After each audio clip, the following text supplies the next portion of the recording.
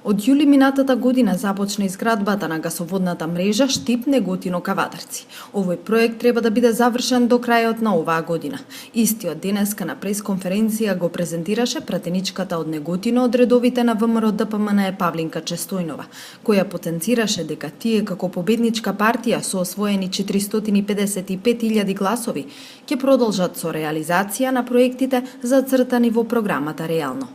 Реализацијата на проектите се однесува и на општина Неготино, каде што ВМРО ДПМН исто така оствари убедлива победа и доби пратеничко место. Во тој правец, денес сакам да потенцирам дека во годината што е пред нас предстои реализација и заокружување на проектот гасификација на Неготино.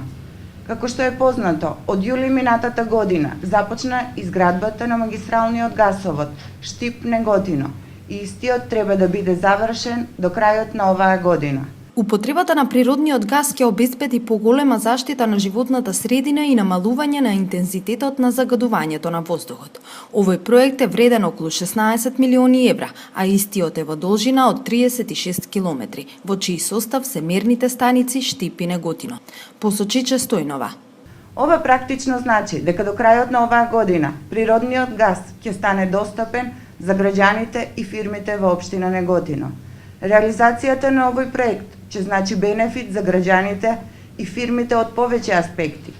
Еколошкиот аспект во делот на зачувување на човековата средина, но пред се економскиот аспект, каде користењето на гасот би значел поевтино затоплување во домаќинствата и поевтино производство во индустријата. Ова значи дека наскоро овој регион добива поевтини еколошки енергенс. Штом заврши изградбата на гасоводната мрежа, експертите велат дека прво тој ќе влезе во производствените капацитети и тоа во оние кои сега се планираат да се изградат во индустриските зони во Неготино и Кавадарци.